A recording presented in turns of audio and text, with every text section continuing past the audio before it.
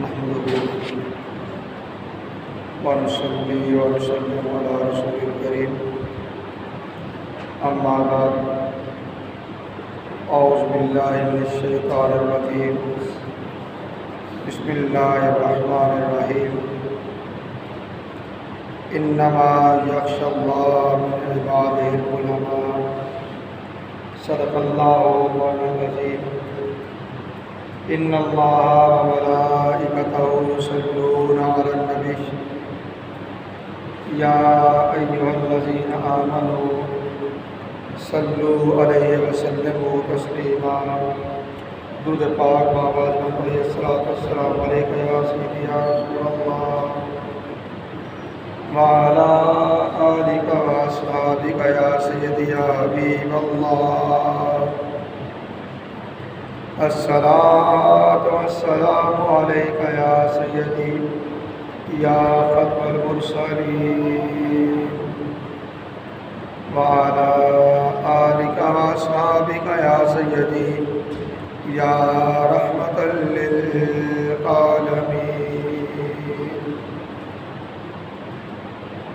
اللہ رب العزت کی حمد و ثنا اور اس کے پیارے حبیب حضور احمد مصطفیٰ محمد مصطفیٰ علیہ تحیت و ثنا کی بارگاہ بے کس پناہ میں ہدیہ درود و سلام کے بعد حاضرین و سامعین محترم، اللہ رب العزت کا بے پایا فضل و احسان ہے جس کی توفیق سے ہم جمعہ مبارک کی ان بابرکت ساعتوں میں اللہ کے گھر میں حاضر ہیں. عنوان گفتگو کے طور پہ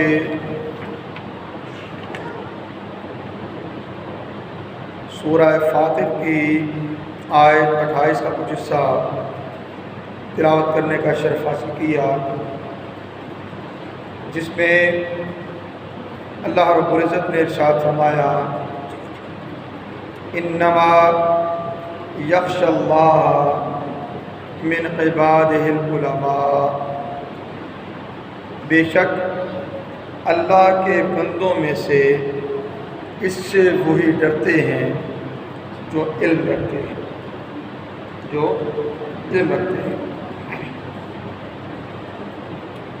دو جمعوں کے انقطاع کے بعد اپنے سلسلہ وار موضوع علماء حق کی علامات، اس پر بات کرنے کی طرف جا رہا ہوں. حضرت امام غزالی رحمۃ اللہ تعالی علیہ علماء حق کی علامات میں بیان فرماتے ہیں کہ عالم حق وہ ہے جو غمگین رہے، عاجزی و انکساری اختیار کرے، سر جھکائے، خاموش رہے، اور اس کی صورت، سیرت، لباس، حرکت و سکون، بولنا، چپ رہنا، ہر چیز سے اللہ کے خوف کی جھلک رکھے، اس کے ہر عمل سے اللہ کے خوف کی جھلک رکھے، اور جب کوئی اس کا چہرہ دیکھے تو اسے خدا یاد آ جائے. آگے بڑھنے سے پہلے رسول کونین صلی اللہ علیہ وسلم کی ایک حدیث پاک عرض کرنا چاہ رہا ہوں. رسول کونین صلی اللہ علیہ وسلم نے ارشاد فرمایا کیا میں تمہیں نہ بتاؤں کہ تمہارے بہترین جلیس کون ہیں، تمہارے بہترین ہم نشین کون ہیں؟ وہ کون لوگ ہیں جن کی سنگت، صحبت اور مجلس تم اختیار کرو، اور وہ سب سے بہترین مجلس ہوگی سب سے بہترین صحبت ہوگی، سب سے بہترین سنگت ہوگی۔ صحابہ کرام نے عرض کیا یا رسول اللہ صلی اللہ علیہ وسلم ضرور ارشاد فرمائیے۔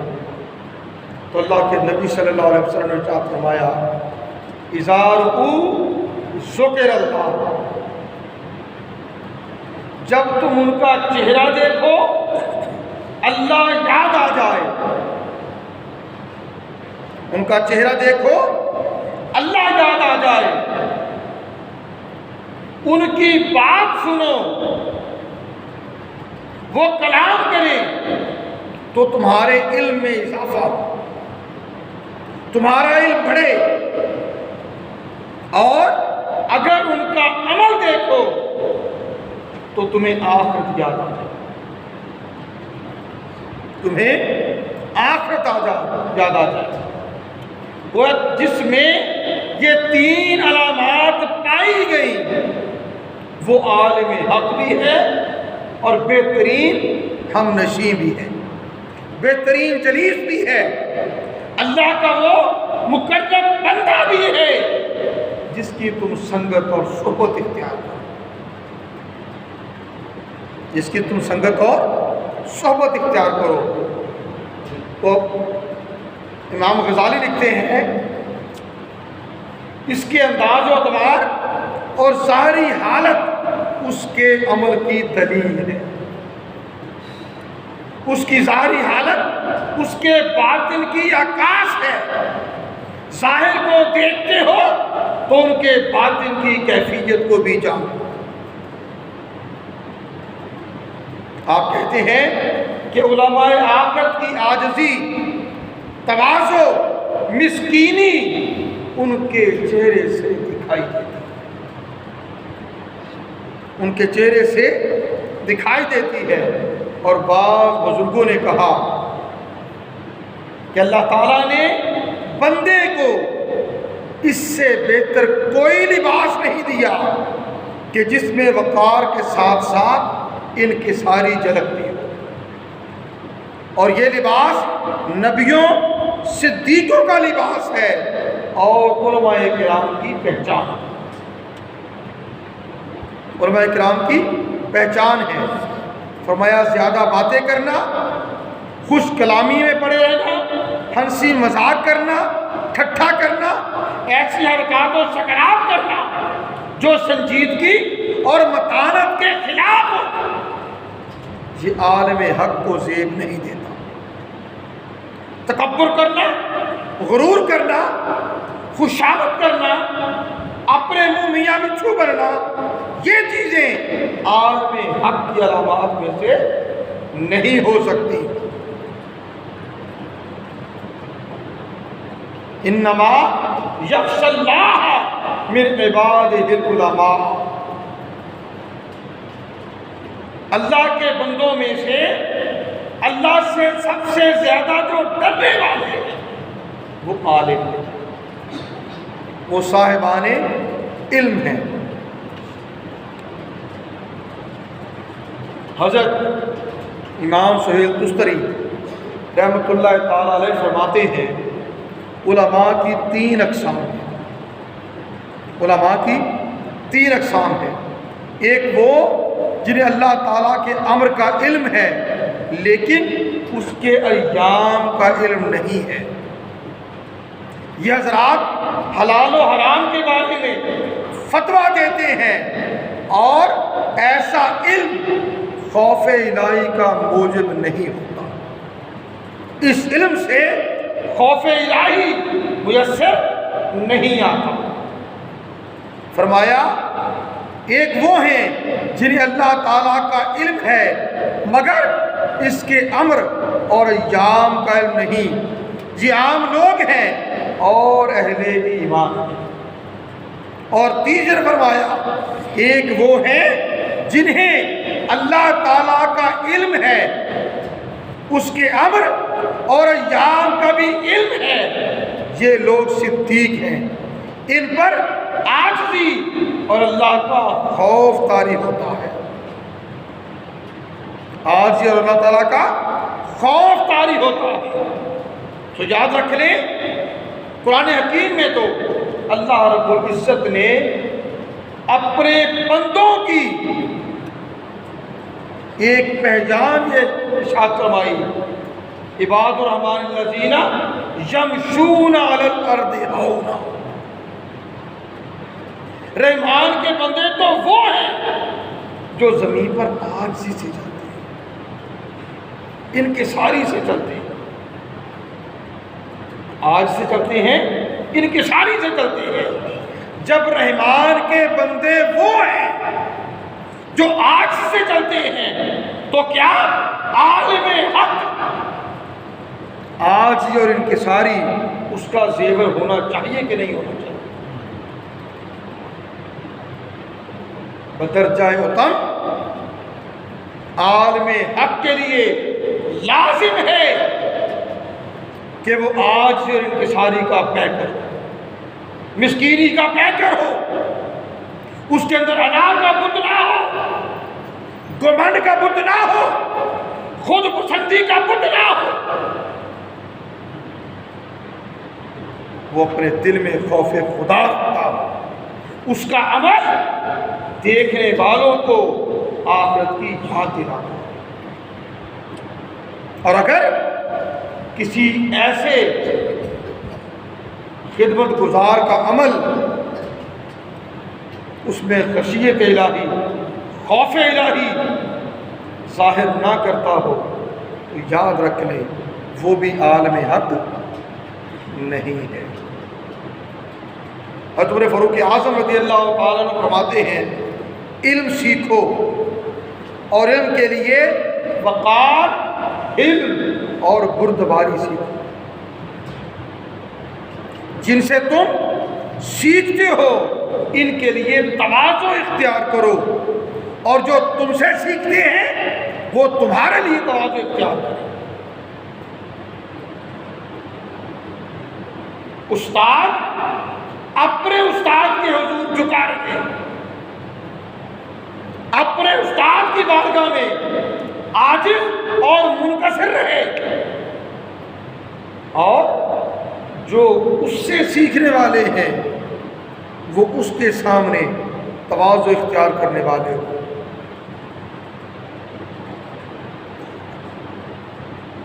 فاروق اعظم رضی اللہ عنہ نے فرمایا، علماء جابر اور متکبر کا طریقہ اختیار نہ کرو کہ تمہارا علم تمہاری جہالت کے برابر نہ ہو۔ علم بھی ہو اور تکبر بھی ہو، دو چیزیں اکٹھی نہیں رہ سکتی۔ اور وہ علم جو تکبر پیدا کرے، رعونت پیدا کرے، گمنڈ پیدا کرے، غرور پیدا کرے، سیدی شیخ الاسلام ڈاکٹر طاہر القادری فرماتے ہیں کہ وہ علم ایک اژدہا ہے، وہ علم ایک اژدہا ہے جو اپنے رکھنے والے کو ہی بار بار ڈستا رہتا ہے، اپنے رکھنے والے کو بار بار ڈستا رہتا ہے۔ رسول کونین صلی اللہ علیہ وآلہ وسلم نے ارشاد فرمایا، میری امت کے اچھے اور بہتر لوگ وہ ہیں جو اللہ تعالیٰ کی رحمت کی وسعت دیکھ کر بظاہر ہنستے ہیں لیکن اس کے عذاب کے خوف سے چھپ چھپ کر روتے ہیں۔ ان کے بدن زمین پر ہیں اور دل آسمان پر ہیں، ان کی روحیں دنیا میں ہیں اور عقلیں آخرت میں ہیں، ان کے چلنے میں ایک وقار ہوتا ہے اور وسیلے کے ذریعے اللہ کا قرب حاصل کرتے ہیں۔ یہ امت کے بہترین لوگ ہیں۔ اور حضرت امام حسن بصری رحمۃ اللہ تعالی علیہ فرماتے ہیں، علم کا نائب ہے، نرمی علم کا باب ہے، اور تواضع اس کا لباس ہے۔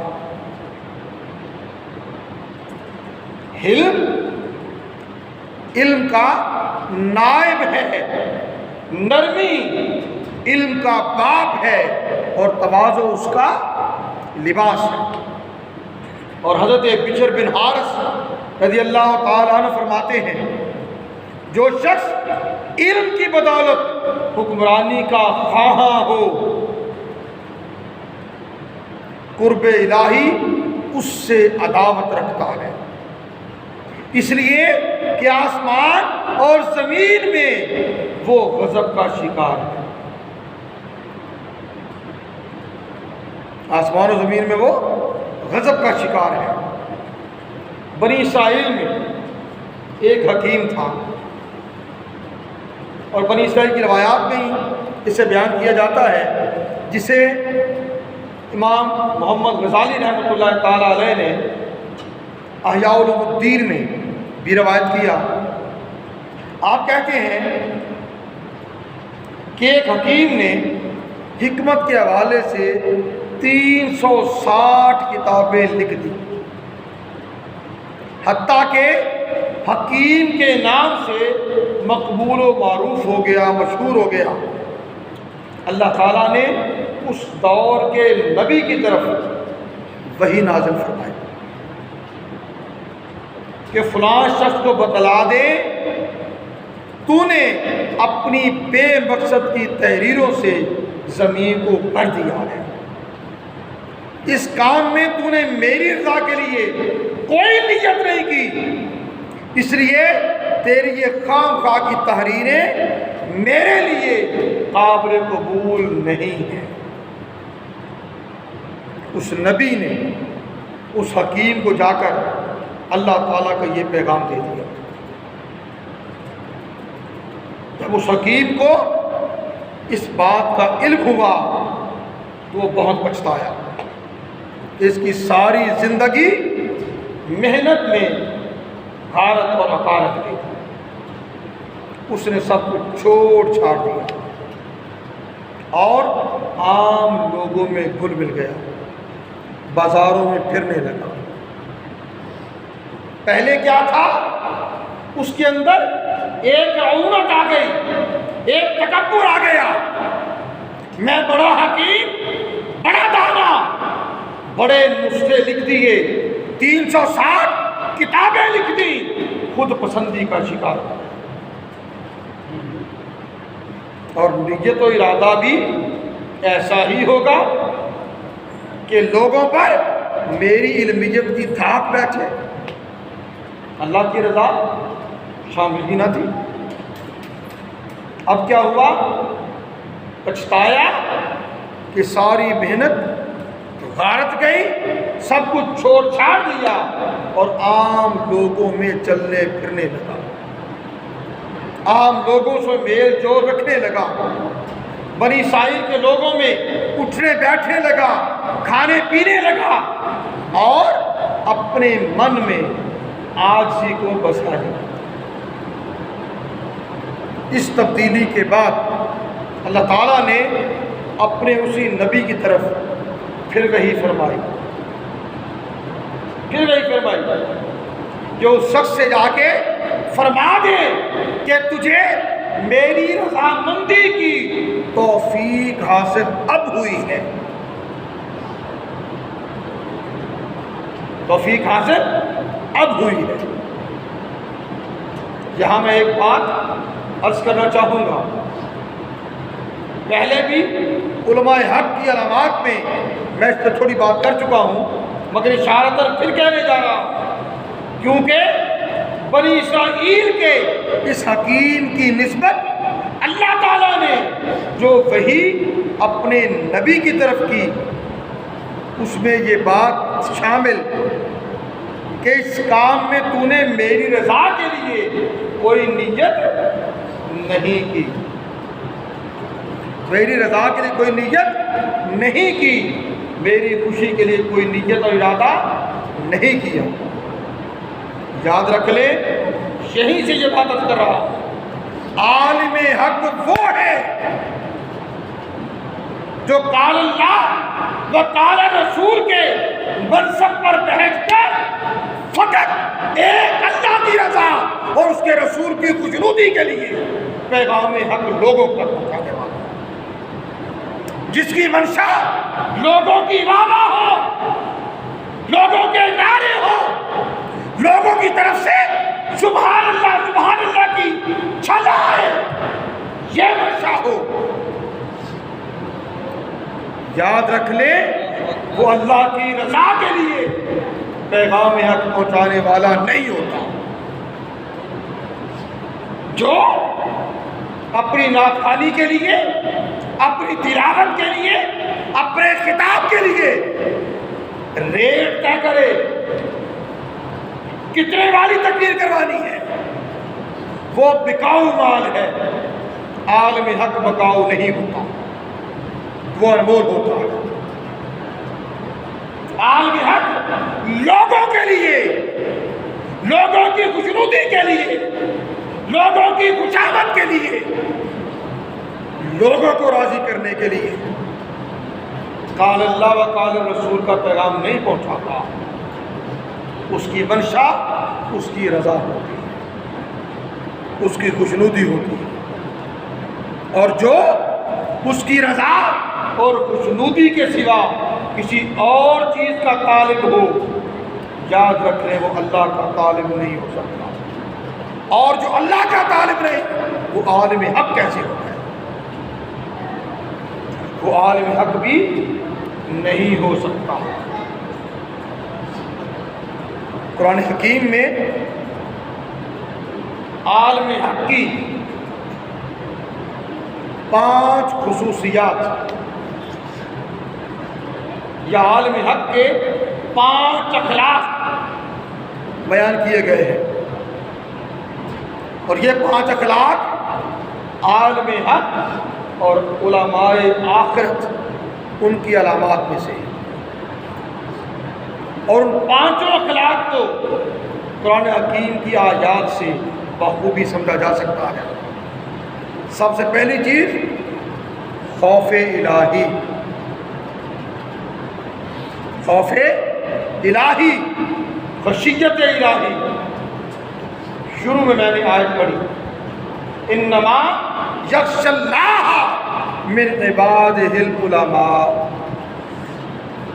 بے شک اللہ کے بندوں میں سے اس سے وہی ڈرتے ہیں جو علم رکھتے ہیں۔ جس قدر عام لوگ اللہ کا خوف رکھیں، لازم ہے کہ عالم اس سے زیادہ اللہ رب العزت کے خوف کی کیفیت میں لگا ہوا،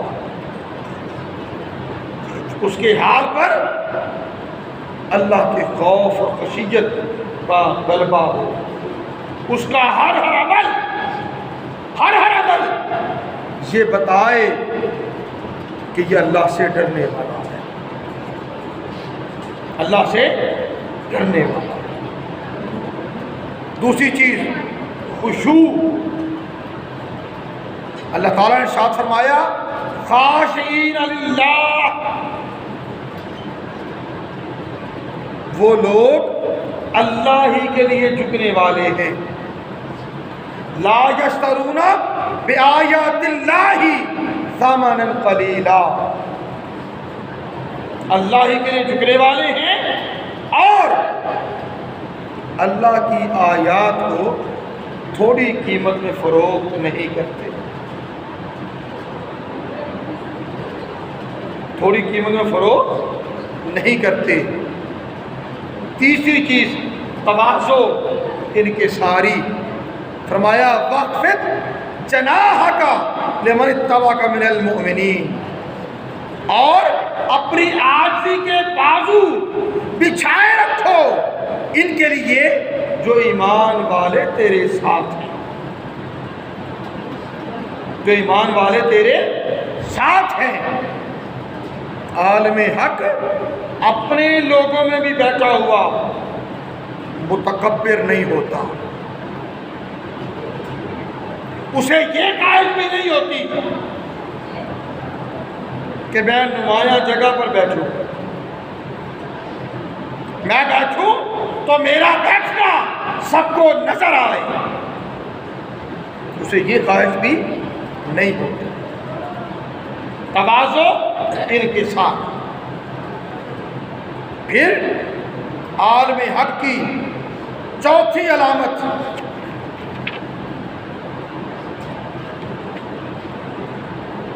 اس کا حسن اخلاق اچھا ہو۔ فرمایا فَبِمَا رَحْمَةٍ مِّنَ اللَّهِ لِنْتَ لَهُمْ۔ حبیب کریم صلی اللہ علیہ وسلم، یہ اللہ کی رحمت ہے کہ آپ ان کے لیے نرم ہیں، آپ ان کے لیے نرم ہیں۔ عالم حق کو نرم مزاج ہونا چاہیے، حلیم و بردبار ہونا چاہیے۔ اور پانچویں علامت دنیا سے بے رغبتی، دنیا طلبی، دنیا کا مال و متاع، اس کی ہوس، ہرس اور لالچ اسے نہیں ہونا چاہیے۔ اللہ تعالیٰ نے ساتھ فرمایا وَقَالَ الَّذِينَ أُوتُوا الْعِلْمَ وَيْلَكُمْ ثواب اللہ خیر لمن آمن وعمل صالحا۔ اور جنہیں علم دیا گیا ہے وہ کہتے ہیں تمہارے لیے ہلاکت ہو، اللہ تعالیٰ کا عطا کردہ جو ثواب اس شخص کے لیے بہتر ہے جو ایمان لایا اور اس نے نیک عمل کیے، اور اس نے نیک عمل کیے۔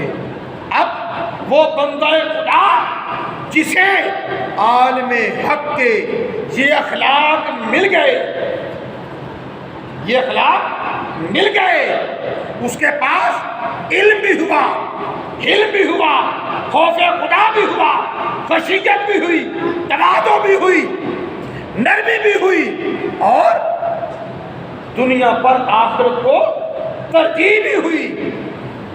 آقا علیہ السلام نے اس کی نسبت یہ آیت ارشاد فرمائی فَمَن يُرِدِ اللَّهُ أَن يَهْدِيَهُ يَشْرَحْ صَدْرَهُ لِلْإِسْلَامِ، جسے اللہ تعالیٰ ہدایت دینا چاہتا ہے اس کے سینے کو اسلام کے لیے کھول دیتا ہے،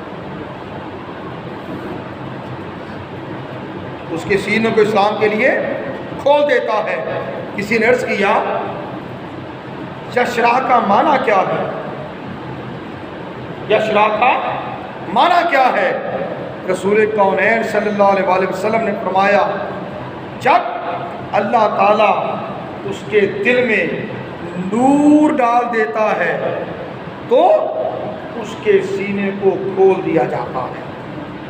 عرض کیا گیا اس کی نشانی اور پہچان کیا ہے؟ اس کے دل میں نور ڈال دیا گیا ہے، وہ نور والا ہو گیا ہے، اور اس کا سینہ ہدایت کے لیے کھول دیا گیا ہے۔ آقا علیہ السلام نے ارشاد فرمایا ہاں وہ علامات یہ ہیں، وہ نشانیاں یہ ہیں کہ وہ دنیا سے الگ تھلگ رہتا ہے، ہمیشہ کے گھر کے لیے رجوع کرتا ہے، اور ہمیشہ کا گھر کیا ہے؟ آخرت۔ موت کے آنے سے پہلے اس کی تیاری کرتا ہے، موت کے آنے سے پہلے اس کی تیاری کرتا ہے۔ اللہ کی بارگاہ میں التجا ہے مالک ارض و سما، رسول کونین سرور انبیاء صلی اللہ علیہ وآلہ وسلم کے پاک جوڑوں کے ہمیں علماء حق کی پہچان عطا کر، پہچان عطا کر، اور پھر ان کی سنگت اور صحبت اختیار کرنے کی توفیق عطا کر، سنگت اور صحبت اختیار کرنے کے ساتھ ان کی قدر کرنے کی توفیق عطا کر، ان کی قدر کرنے کی توفیق عطا کر۔ اللہ تعالیٰ ہمارے حق و کرم فرمائے اور ہمیں توفیق عطا کرے کہ ہم راہ ہدایت کے ان راستوں پر چلنے والے ہوں جو قرآن دینے والا ہے، تو اللہ کے نبی کی سنت اور سیرت دینے والا ہے۔ وما علینا الا البلاغ المبین۔ سنت رافع۔